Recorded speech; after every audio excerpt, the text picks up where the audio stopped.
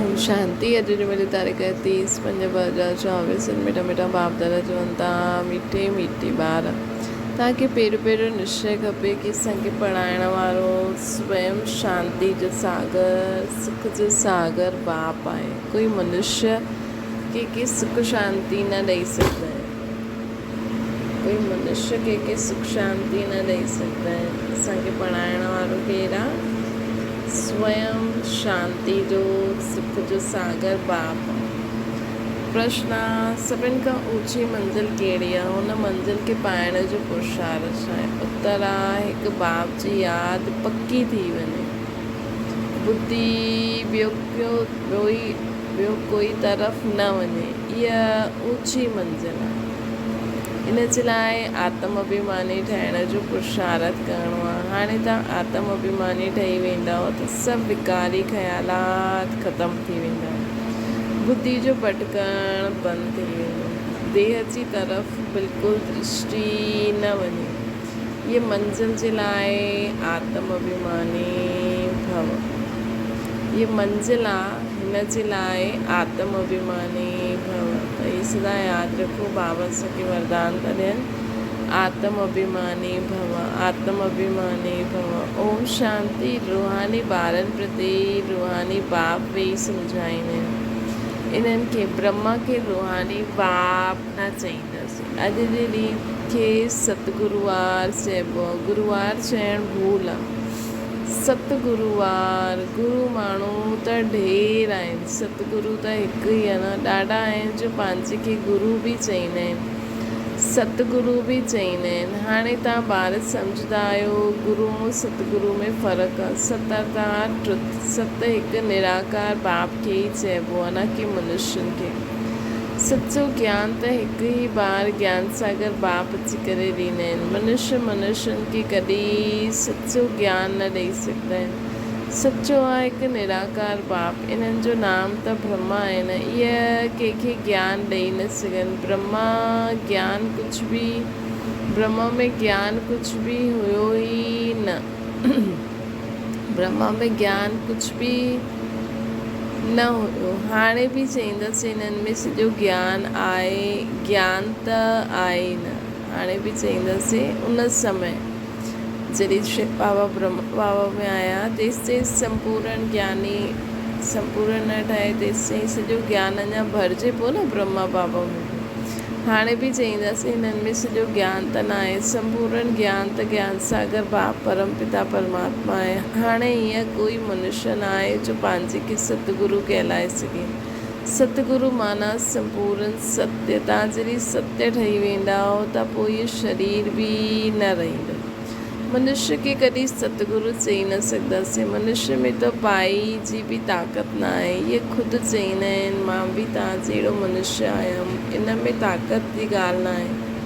ताक़त जी ॻाल्हि उठी न सघे। इहे त बाप पढ़ाईंदा आहिनि, न कि ब्रह्मा। इहे ब्रह्मा बि उन्हनि सां पढ़ी करे पोइ पढ़ाईंदा आहिनि। तव्हां ब्रह्मा कुमार कुमारियूं ॻाल्हाइण वारा बि परम पिता परमात्मा सतगुरु सां पढ़ंदा आहियो। तव्हांखे उन्हनि सां ताक़त मिलंदी आहे। ताक़त जो मतिलबु इहे न कि कोई खे गुस्सो मारो त किरी वञे, न। इहा रूहानी ताक़त आहे जो रूहानी बाप द्वारा मिलंदी आहे। यादि जे बल सां तव्हां शांति खे पाईंदा आहियो। पढ़ाई सां तव्हांखे सुख मिलंदो आहे। जीअं ॿिया टीचर्स तव्हांखे पढ़ाईंदा आहिनि, उहा बाप बि असांखे पढ़ाईंदा आहिनि। जीअं ॿिया टीचर्स असांखे पढ़ाईंदा आहिनि, उहो बाप बि असांखे पढ़ाईंदा आहिनि। इहे बि पढ़ंदा आहिनि, स्टूडेंट आहिनि। देहदारी जो बि आहे उहे सभी स्टूडेंट्स आहिनि। बाप खे त देह आहे ई न, उहो त निराकार। उहो अची करे पढ़ाईंदो आहे। जीअं ॿिया स्टूडेंट पढ़ंदा आहिनि ईअं तव्हां बि पढ़ंदा आहियो। हिन में महिनत जी ॻाल्हि न आहे। पढ़ण समय हमेशह ब्रह्मचार्य में रहंदा आहियूं। ब्रह्मचार्य में पढ़ी करे जॾहिं पूरो कंदा आहियूं तॾहिं बाद में विकार में किरंदा आहियूं।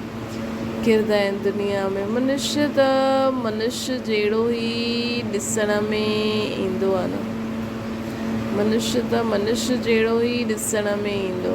इहे बाबा कलयुग जी ॻाल्हि ॿुधाइनि पिया कि ब्रह्मचार्य में पढ़ी करे पोइ विकार में किरंदा आहिनि। असांखे त हाणे अधु कलाक विकार सां परे रहंदासीं न। मनुष्य त मनुष्य जहिड़ो ई ॾिसण में ईंदो आहे। चईंदा आहिनि फलानो आदमी इहा LLB आहे, इहा फलानो ऑफिसर आहे, पढ़ाई ते टाइटल मिली वेंदी आहे, शक्ल त उहो ई आहे न। इहा जिस्मानी पढ़ाई खे त तव्हां ॼाणंदा आहियो, उन जिस्मानी पढ़ाई खे त तव्हां ॼाणंदा आहियो।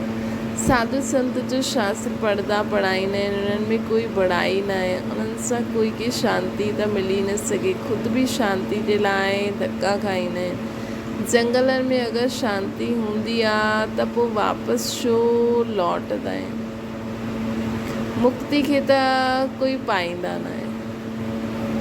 बाबा चईंदा आहिनि कि ॾिसो, दुनिया वारा माण्हू चईंदा आहिनि कि जंगलनि में वञी करे धक्का खाईंदा आहिनि शांती जे लाइ, पोइ वापसि छो लौटंदा आहिनि। मुक्ति खे त कोई पाईंदा न आहिनि। जो बि सुठा सुठा नामी ग्रामी राम कृष्ण परमानंद आदि थी करे विया, उहे बि सभु पुनर्जन्म वठंदे वठंदे हेठि अची विया आहिनि। मुक्ति जीवन मुक्ति खे कोई पाईंदो न आहे, तमो प्रधान ठहिणो ई आहे। ॾिसण में त कुझु ईंदो न आहे।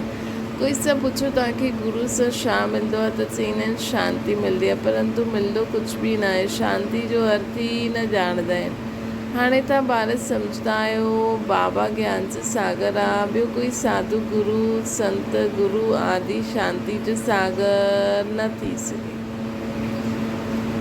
हाणे असां ॼाणंदा आहियूं असांजो बाबा शांती जो सागर आहे, ॿियो कोई बाबा असांजो ज्ञान जो सागर, शांती जो सागर, सुख जो सागर, ॿियो कोई गुरू संत सन्यासी न थी सघे। मनुष्य कंहिंखे सच्ची शांती न ॾेई सघंदा आहिनि। तव्हां ॿारनि खे पहिरियों त निश्चय करिणो आहे, शांती जो सागर हिकु बाप आहे जो असांखे पढ़ाईंदा आहिनि। सृष्टि जो चक्कर कीअं फिरंदो आहे उहो बि बाप सम्झाईंदा आहिनि। त पहिरियों निश्चय करिणो आहे कि असांखे पढ़ाइण वारो केरु आहे, शांती जो सागर बाप, ज्ञान जो सागर बाप। बाबा हाणे ॿुधाए थी सृष्टि जो चक्कर कीअं फिरंदो आहे, उहो बि बाबा सम्झाए थी। मनुष्य खे कॾहिं सुख शांती न ॾेई सघे। इहा ब्रह्मा उन्हनि जो रथ आहे।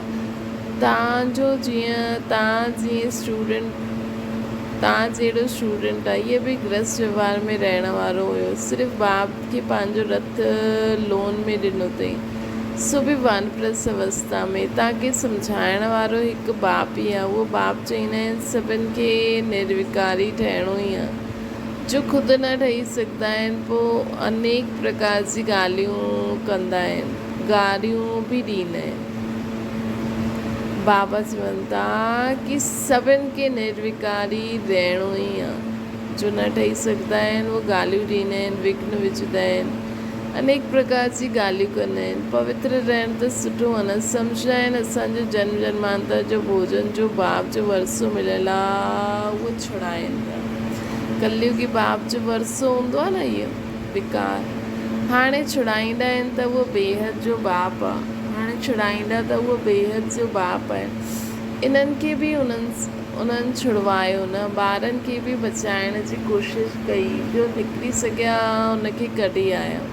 हाणे तव्हां ॿारनि जी बुद्धि में आहे कि पढ़ाइण वारो कोई मनुष्य न आहे। सर्वशक्तिवान हिकु निराकार बाप खे चइबो आहे, ॿियो कंहिंखे न चईंदासीं। उहो ई असांखे नॉलेज ॾियनि था। बाप ई तव्हांखे सम्झाईंदा आहिनि इहे विकार ई तव्हांजा सभिनि खां वॾा दुश्मन अथव, इन्हनि खे छॾो।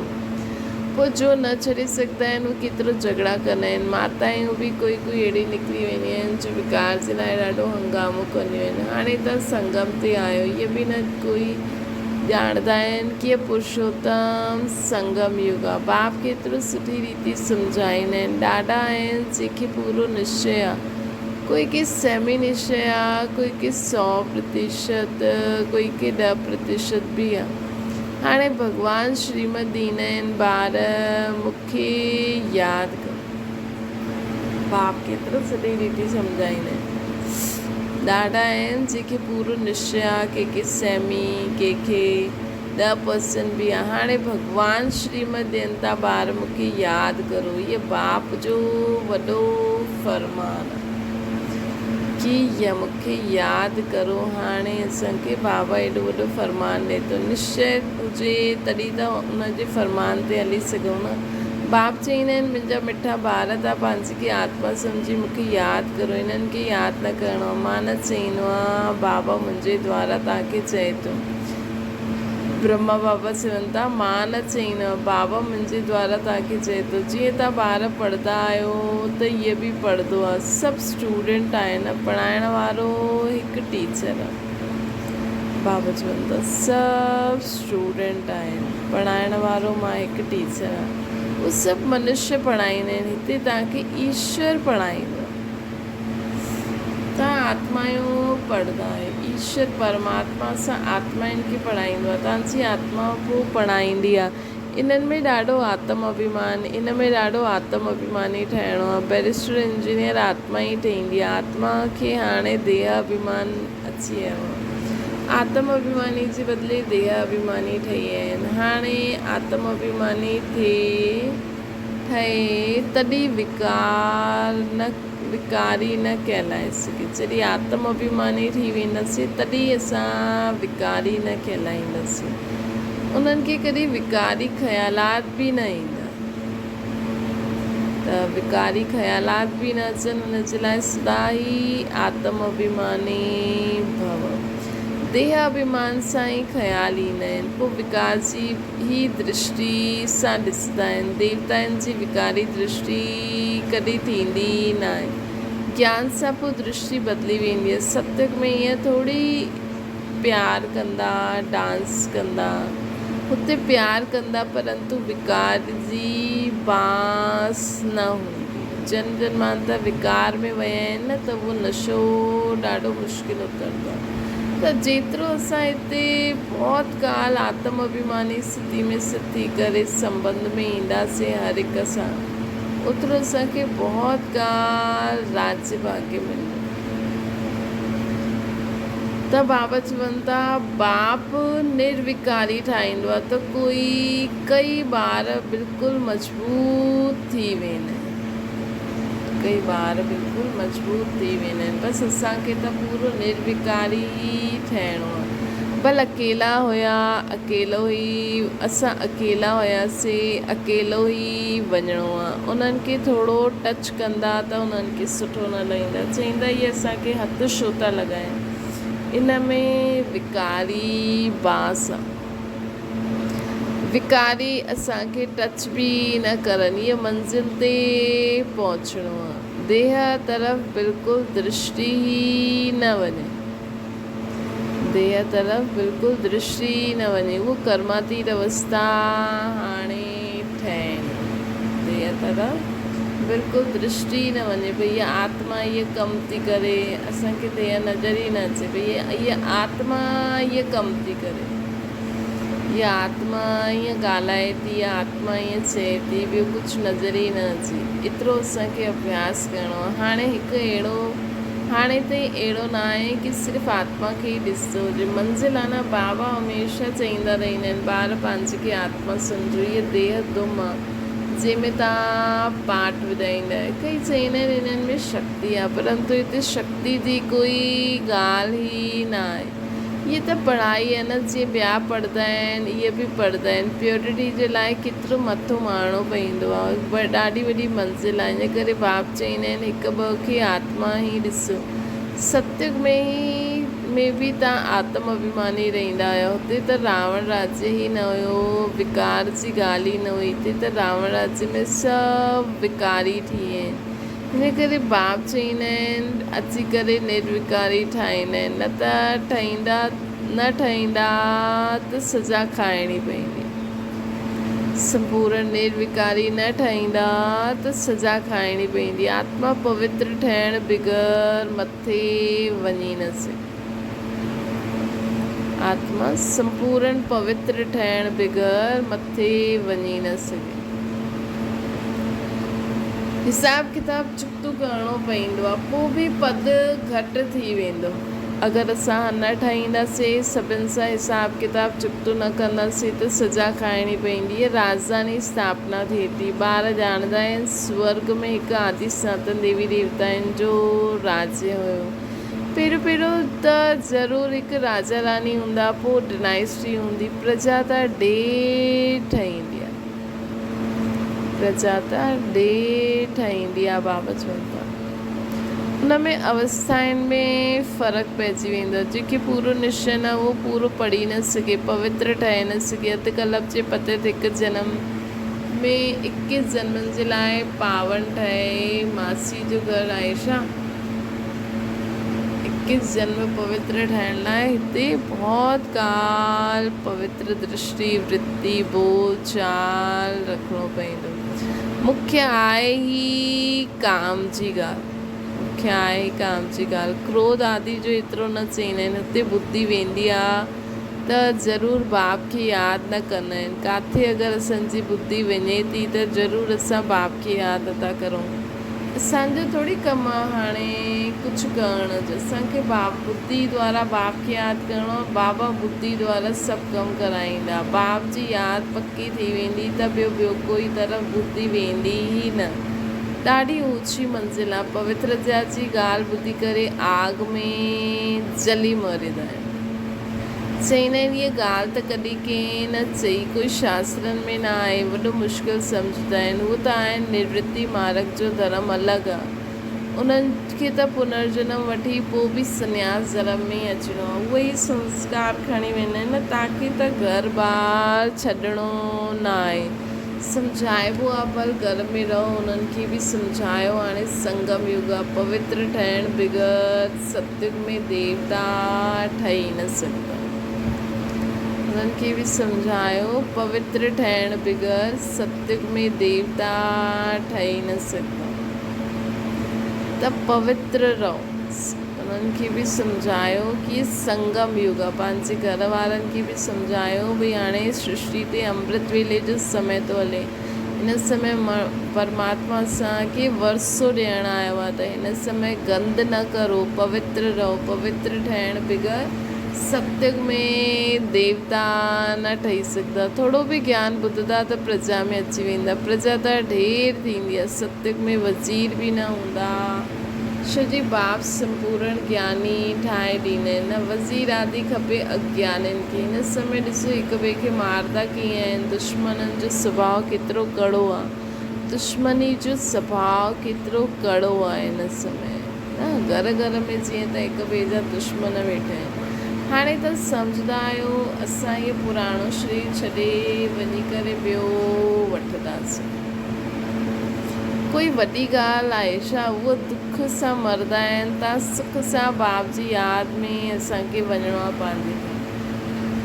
बाबा चईंदा आहिनि जेतिरो मुंहिंजे बाप खे यादि कंदव त ॿिया सभु भुलिजी वेंदो। कोई बि यादि न रहंदो। परंतु उहा अवस्था तॾहिं थिए जॾहिं असांखे पको निश्चय थिए कि बाप बि मुंहिंजो बाप आहे, टीचर आहे, सतगुरु आहे, साजन आहे, शिव साजन बि मुंहिंजो आहे, उहो मुंहिंजो फ्रेंड आहे।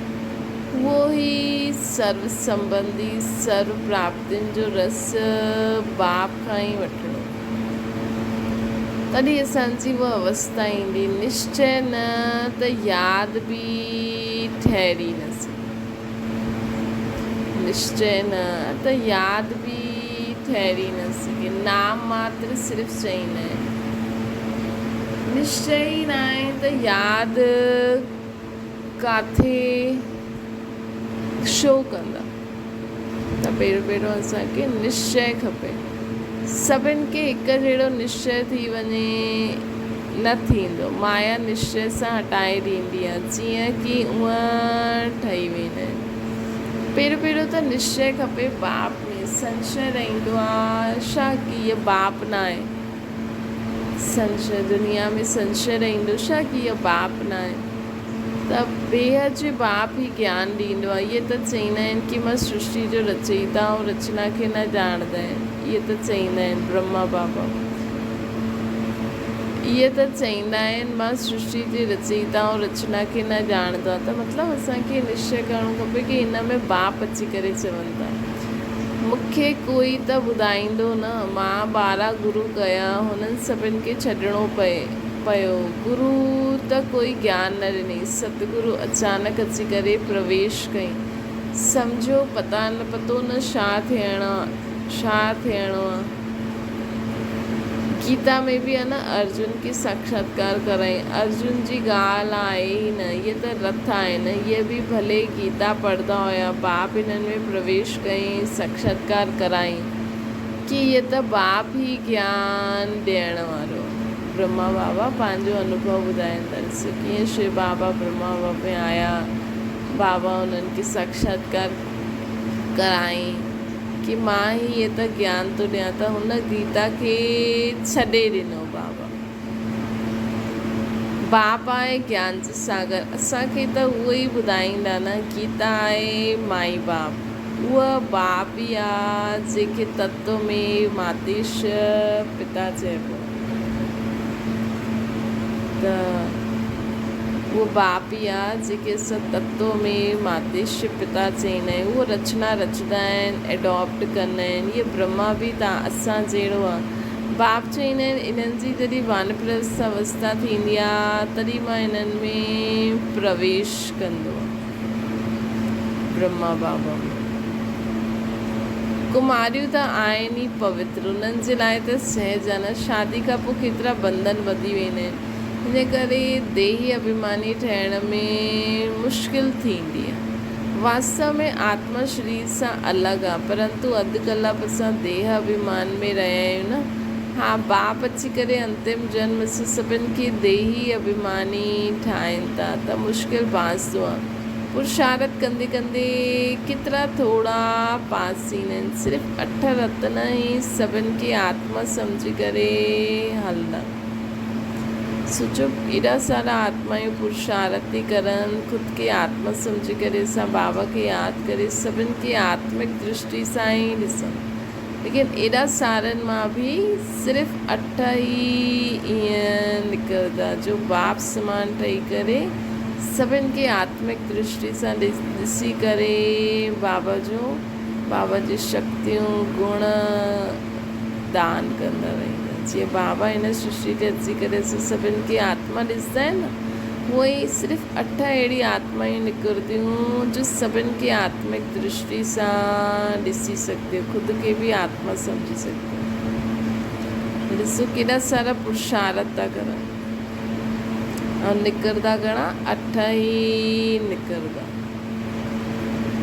जो पास विद ऑनर्स थींदा, जो परम धाम में बि बाबा जी समीप हूंदा, सत्युग में बि ऊंच पद पाईंदा, भक्ति में बि उहा बाप जे समीप हूंदा। भक्ति में बि उहो ई जासी सुठी भक्ति करे बाबा खे यादि कंदा, अलॻि अलॻि नाम रूप सां।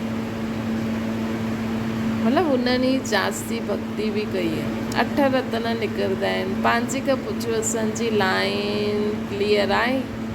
हिकु बाप जे सवाइ ॿियो कुझु यादि त न ईंदो। हीअ अवस्था पिछाड़ी में ई थींदी। आत्म पर हीअं न असां सोचो पिछाड़ी में थींदी त हाणे असां अभ्यास न करूं। बहुत काल जो अभ्यास त करिणो आहे न हाणे, तॾहिं त बहुत काल राज्य भाग्य पाईंदासीं न। बाबा चईंदा आहिनि न चइण में त 21 जन्म थींदा आहिनि, लेकिन असां त ॾाढो समय ताईं सुख जो पाठ वॼाईंदा आहियूं। ॾाढे समय ताईं असांजा संस्कार रॉयल रहंदा आहिनि, त हुनजो वरसो हाणे वठिणो आहे न। हिकु बाप जे सवाइ ॿियो कुझु बि यादि न अचे। इहे अवस्था पिछाड़ी में थींदी। आत्म अभिमानी ठहिण में महिनत आहे। त सॼी मुरली बाबा जी आत्म अभिमानी ठहिण जे बाबा घड़ी घड़ी असांखे चवनि था ख़ुदि खे आत्म अभिमानी सम्झो। घड़ी घड़ी ये संकल्प में लायो, मां आत्म अभिमानी आत्मा आहियां, मां आत्म अभिमानी आत्मा आहियां, मां अखियुनि सां ॾिसां थी, मां हाणे इहो कमु करां थी, मां आत्मा वियां थी, मां आत्मा खायां थी। इहे अभ्यास सां असांजी उहो स्वरूप अची वेंदो। अच्छा, मीठी मीठी सिक लॻे ॿारनि प्रति माता बाप दादा जो यादि प्यार ऐं गुड मॉर्निंग। रूहानी बाप जी सभिनि रूहानी ॿारनि खे नमस्ते। असांजी बि माता पिता बाप दादा खे यादि प्यार गुड मॉर्निंग ऐं नमस्ते। धारणा जे लाइ मुख्य सार ज्ञान सां पंहिंजी दृष्टि खे परिवर्तन करिणो। पंहिंजी दृष्टि में सदा छा रहे कि असां सभु आत्मा भाव आहे। आत्म अभिमानी ठहींदासीं त विकारी ख़्यालात समाप्त थी वेंदा। त विकारी ख़्यालात समाप्त करण लाइ ख़ुदि खे आत्मा सम्झो। कंहिं बि विकार जी बांस न रहे, देह जी तरफ़ बिल्कुलु दृष्टि वञे ई न। जे देह जी तरफ़ बिल्कुलु दृष्टि वञे ई न। ॿियो आहे बेहद जे बाप सां असां बेहद जो बाप ई असांखे पढ़ाईंदा आहिनि। अहिड़ो बिल्कुलु पक्को निश्चय थिए तॾहिं यादि मज़बूत रही। बेहद जो बाप ई असांखे पढ़ाईंदा, इहो निश्चय पक्को रहे तॾहिं यादि मज़बूत रहंदी। ध्यानु रहे माया निश्चय सां जरा बि हिलाए न सघे। वरदान सेवा भाव सां सेवा कंदे बि अॻियां वधण वधाइण वारा निर्विघ्न ठहूं। सेवा भाव सफलता दिलाईंदो आहे। सेवा में अगरि अहम भाव अची वियो त हुनखे सेवा भाव न चईंदासीं। कंहिं बि सेवा में अगरि अहम भाव मिक्स थी वियो त महिनत बि ज़्यादा, समय बि ज़्यादा लॻंदो ऐं स्वयं जी संतुष्टता बि न थींदी आहे। भई सेवा आहे, जीअं असांखे सेवा ॾिनी आहे उन्हनि जी यादि रहंदी, उन्हनि जी श्रीमत ते हलंदासीं त टाइम बची वेंदो न सोचण जो लाइ। बसि असांखे त बाप खे यादि करे बाबा जो कर्म ॾिनो अथई उहो करिणो आहे। सोचणो थोरी पवंदो कीअं करो छा करो, छोजी बाबा जी श्रीमत ते करिणो आहे। सेवा भाव वारा ॿार स्वयं बि अॻियां वधंदा आहिनि, ॿियनि खे बि अॻियां वधाईंदा आहिनि। सदा उड़ती कला जो अनुभव कंदा। उन्हनि जो उमंग उत्साह स्वयं खे निर्विघ्न ठाहींदो ऐं ॿियनि जो कल्याण कंदो। उन्हनि जो उमंग उत्साह स्वयं खे निर्विघ्न ठाहींदो। हिकु आहिनि बाबा चई सेवा भाव वारा ॿार स्वयं बि अॻियां वधंदा आहिनि, ॿियनि खे बि अॻियां वधाईंदा आहिनि। सदा उड़ती कला जो अनुभव कंदा आहिनि। उन्हनि जो उमंग उत्साह स्वयं खे निर्विघ्न ठाहींदो आहे, ॿियनि जो कल्याण कंदो। ॿियनि जो कल्याण कंदा। इन करे उहे सदा उड़ती कला में हलंदा रहंदा। स्लोगन आहे ज्ञानी तो आत्मा उहा आहे जो महीन ऐं आकर्षण करण वारे धागनि सां बि मुक्त आहे। ज्ञानी तो आत्मा उहा आहे जो महीन ऐं आकर्षण करण वारे धागनि सां बि मुक्त आहे। जीवन में कई अहिड़ी ॻाल्हियूं, अहिड़ा संबंध, अहिड़ी चीज़ूं हूंदियूं आहिनि जो असांखे आकर्षित कंदियूं आहिनि, जंहिंसां असां बाबा सां डिस्कनेक्ट थी वेंदा आहियूं। त ज्ञानी तो आत्मा अहिड़े महीन ऐं आकर्षण करण वारे धागनि सां बि मुक्त आहे। अच्छा, ओम शांति। बाबा खे यादि करो।